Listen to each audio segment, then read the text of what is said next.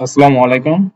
2026 এবং 27 সালে তোমরা যারা এসএসসি পরীক্ষা দেবা, তোমাদের পদার্থবিজ্ঞান বইয়ের সপ্তম অধ্যায় তরঙ্গ থেকে আজকে একটি সৃজনশীল প্রশ্ন দেখাবো। প্রশ্নটা রাজশাহী বোর্ড 2023 সালে আসছে। এখানে একটা উদ্দীপক দেখতে পাচ্ছ, দুইটা মাধ্যম দেয়া আছে, এ একটা মাধ্যম, বি আর একটা মাধ্যম। মাধ্যম দুইটার মধ্যে মাধ্যম ভিন্ন হলে আমরা জানি তরঙ্গ দৈর্ঘ্য, তরঙ্গ বেগ সবকিছু ভিন্ন হয়। তাহলে এখানে এ মাধ্যমে তরঙ্গ দৈর্ঘ্য দেওয়া আছে 0.4 মিটার, আর তরঙ্গ দৈর্ঘ্যকে আমরা ল্যামডা দ্বারা প্রকাশ করি, ল্যামডা। তারপরে তরঙ্গ বেগ আমরা ভি দ্বারা প্রকাশ করি। এ মাধ্যমে তরঙ্গ বেগ দেওয়া আছে 160, আর বি মাধ্যমে তরঙ্গ বেগ দেওয়া আছে 240। কিন্তু এখানে আমাদের বি মাধ্যমের তরঙ্গ দৈর্ঘ্যটা দেওয়া নাই। ঠিক আছে, এখন আমরা প্রশ্নে আসি। এখানে বস্তুটি একটি নির্দিষ্ট কম্পাঙ্কে কম্পনরত। বলা আছে দশা কাকে বলে, এগুলো সংক্ষিপ্ত প্রশ্ন উত্তর পড়ে নিবা। আমি গ আর ঘ নম্বর প্রশ্নটা সমাধান দেখাবো। গ নম্বরে বলছে যে এ মাধ্যমে তরঙ্গটির পর্যায়কাল কত, পর্যায়কাল বের করতে বলছে। আর ঘ নম্বরে বলছে এ মাধ্যমে যে সময়ে তরঙ্গটি 360 মিটার অগ্রসর হবে সেই সময়ে বি মাধ্যমের কতগুলো পূর্ণ কম্পন দিবে গাণিতিকভাবে বিশ্লেষণ করা। তাহলে এখন আমরা এখান থেকে আমরা আগে জানছি যে এখানে দুইটা মাধ্যম আছে, ভিন্ন মাধ্যম। তো ভিন্ন মাধ্যম হলে আমরা জানি তরঙ্গ দৈর্ঘ্য, তরঙ্গ বেগ সবকিছু ভিন্ন হয়। আর যদি মাধ্যম যদি একই থাকে তাহলে তরঙ্গ দৈর্ঘ্য, তরঙ্গ বেগ সব সেম থাকে। তাহলে এখানে ল্যামডা এ মাধ্যমে ল্যামডার মান 0.4, আর তোমার এ মাধ্যমে তরঙ্গ বেগ মানে ভি এ দেওয়া আছে হলো যে 160, আর বি মাধ্যমে তরঙ্গ বেগ দেওয়া আছে 240। এখন আমাদের এখান থেকে তরঙ্গটির পর্যায়কাল নির্ণয় করতে হবে। কোন মাধ্যমের বের করব? এ মাধ্যমের। তাহলে এখানে আমাদের বি মাধ্যমে যে তথ্যগুলো আছে এগুলো আমাদের আপাতত দরকার নেই, আমরা এ মাধ্যমে যে তথ্যগুলো দেওয়া আছে এগুলো নিয়ে কাজ করব। তাহলে আমাদের তরঙ্গ দৈর্ঘ্য দেওয়া আছে আর দেওয়া আছে তরঙ্গ বেগ। তাহলে আমরা তরঙ্গ দুইটা সূত্র জানি। আমরা তরঙ্গ অধ্যায়টি থেকে আমরা বেগের সাথে তরঙ্গ দৈর্ঘ্য এবং কম্পাঙ্কের সম্পর্ক জানি। বেগ সমান সমান ভি ইকুয়াল এফ ল্যামডা, এই সম্পর্ক জানি। ভি সমান সমান এফ ল্যামডা, অর্থাৎ তরঙ্গ বেগ হবে এই যে এফ দ্বারা বোঝায় কম্পাঙ্ক আর ল্যামডা দ্বারা বোঝায় তরঙ্গ দৈর্ঘ্য, অর্থাৎ কম্পাঙ্ক এবং তরঙ্গ দৈর্ঘ্যের গুণফল হবে তরঙ্গ বেগ। তাহলে তরঙ্গ বেগ সমান সমান কম্পাঙ্ক গুণন তরঙ্গ দৈর্ঘ্য, ভি সমান সমান এফ ল্যামডা, এই সূত্রটা জানি। আরেকটা সম্পর্ক জানি যে পর্যায়কালের সাথে কম্পাঙ্কের সম্পর্ক। আমরা জানি পর্যায়কালের সাথে কম্পাঙ্কের ব্যস্তানুপাতিক সম্পর্ক। তাহলে এই টি দ্বারা পর্যায়কাল বোঝায়, আর কম্পাঙ্ক হচ্ছে ওই যে এখানে এফ দ্বারা বুঝেছে। তাহলে টি ইকুয়াল হবে 1/f। ঠিক আছে, তাহলে পর্যায়কাল আর কম্পাঙ্কের সাথে সম্পর্ক হচ্ছে ব্যস্তানুপাতিক সম্পর্ক। তাহলে টি সমান 1/f। আমরা যদি কম্পাঙ্ককে 1 দিয়ে ভাগ করে দিই তাহলে আমরা পর্যায়কাল পাবো। অথবা তুমি চাইলে এই যে এই এফ এর জায়গায় এই টি এর জায়গায় এফ লিখতে পারো, এফ এর জায়গায় টি লিখতে পারো। তুমি যদি এফ বের করতে চাও তাহলে এফ ইকুয়াল হবে 1/t হবে, 1/t। আমরা f সমান 1/t লেখা যায় যেহেতু ব্যস্তানুপাতিক সম্পর্ক, অর্থাৎ এই t এর জায়গায় f লিখতে পারো আর f এর জায়গায় t লিখতে পারো। এখন দেখো আমাদের আমাদের আমাদের কি লাগবে, প্রশ্নে পর্যায়কাল লাগবে অর্থাৎ t এর মান লাগবে, কিন্তু এই সূত্রতে আমাদের কোথাও t নাই। তাহলে এখানে আমাদের এই f আছে, আমরা চাইলে এই f এর পরিবর্তে আমরা 1/t লিখতে পারি। তাহলে v সমান f এর জায়গায় আমরা কি লিখতে পারি? 1/t, কারণ f দ্বারা কম্পাঙ্ক বোঝায়, কম্পাঙ্ক হচ্ছে তোমার পর্যায়কালের ব্যস্তানুপাতিক। তাহলে 1/t ইনটু ল্যামডা। তাহলে এখানে সামনে যে ল্যামডাটা গুণ আকারে আছে এটা কোথায় চলে যাবে? উপরে চলে যাবে। তাহলে আমরা লিখতে পারি ভি সমান সমান ল্যামডা বাই টি। এখন আমাদের বের করতে হবে কি, টি বের করতে হবে। তাহলে এই যে ভি আর টি এর সাথে কি সম্পর্ক? ব্যস্তানুপাতিক সম্পর্ক না? তাহলে আমরা ব্যস্তানুপাতিক সম্পর্ক এই ভি এর জায়গায় টি লিখতে পারি, টি এর জায়গায় ভি লিখতে পারি। অথবা তুমি চাইলে আর গুণ দিলেও একই হয়। যেমন এই ভি এর নিচে 1 আছে এরকম, তাহলে এইটার উপরেরটার সাথে নিচেরটা গুণ, নিচেরটার সাথে উপরেরটা গুণ। তাহলে ব্যস্তানুপাতিক সম্পর্ক আমরা তাহলে টি সমান লিখতে পারি ল্যামডা বাই ভি, মানে টি এর জায়গায় ভি পাঠাবো, ভি এর জায়গায় টি পাঠাবো। অথবা তোমরা চাইলে এই জায়গাটা ওই যে আর গুণ দিতে পারো, কারণ এই ভি এর নিচে কোনো কিছু নাই বলতে 1 আছে। তাহলে আর গুণ করবা, এই নিচেরটার লবের সাথে উপরেরটা হরের গুণ, এটার লবের সাথে এটার হরের গুণ।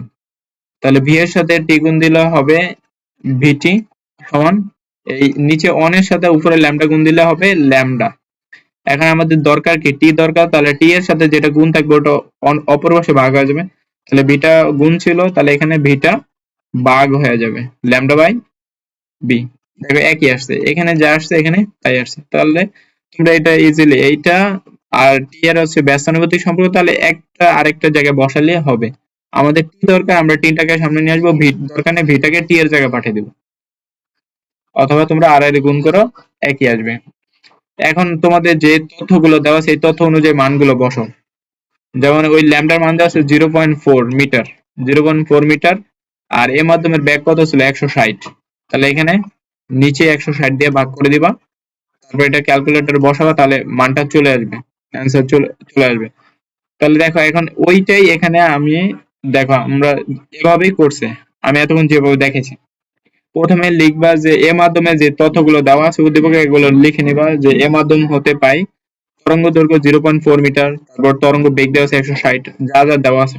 আমাদের কি কি দরকার ছিল আমাদের এখানে, আহ, আমাদের এফ দরকার, মানে এফ এর পরিবর্তে আমরা 1/t লিখতে পারি।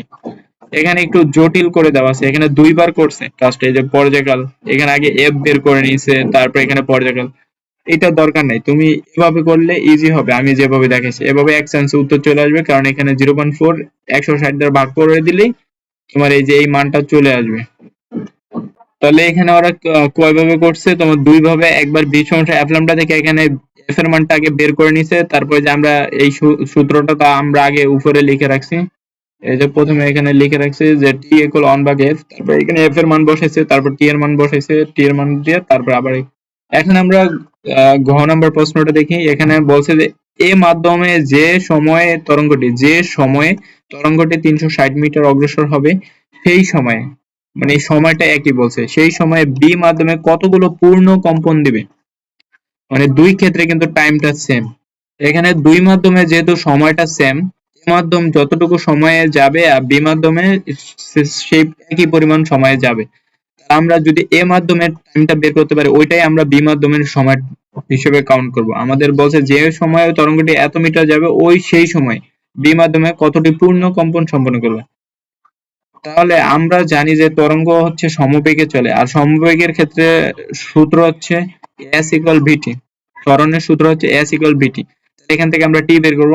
তাহলে টি সমান লেখা যায় যে উপরে s হবে, মানে এইটাকে যদি একটু ঘুরায় লিখো যে ভিটিটাকে প্রথমে লিখো আর এস টাকে যদি পরে লিখো। এখন এখান থেকে আমরা টি বের করবো, তাহলে টি সমান লেখা যায় উপরে এস হবে আর টি এর সাথে ভিটা গুণ আকারে ছিল, এই ডান পাশে ভাগ হয়ে যাবে, তাহলে এটা ভি।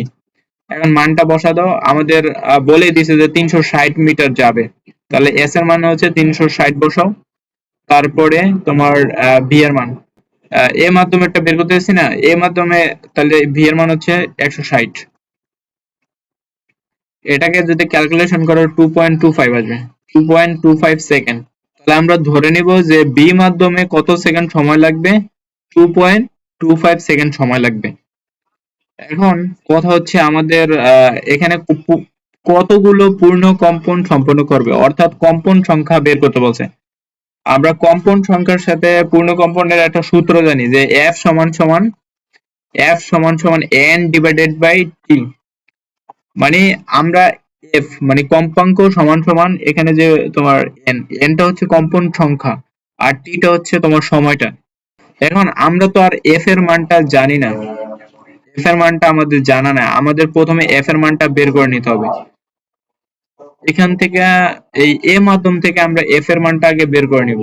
ওই যে আমরা একটা সূত্র জানি যে এফ সমান সমান 1/t, এফ সমান সমান 1/t। তো ওই যে আমরা গ নম্বরে যে টি এর মানটা পাইছি না, ওইটাকে এফ মানে ওইটাকে এক দিয়ে ভাগ করে দিলে আমরা এফ এর মানটা পাবো, তাহলে 2 পয়েন্ট, এখানে গ নম্বরে তোমার টি এর মান কত ছিল, 2.5 ইন্টু 10⁻³ এটা ছিল না তো।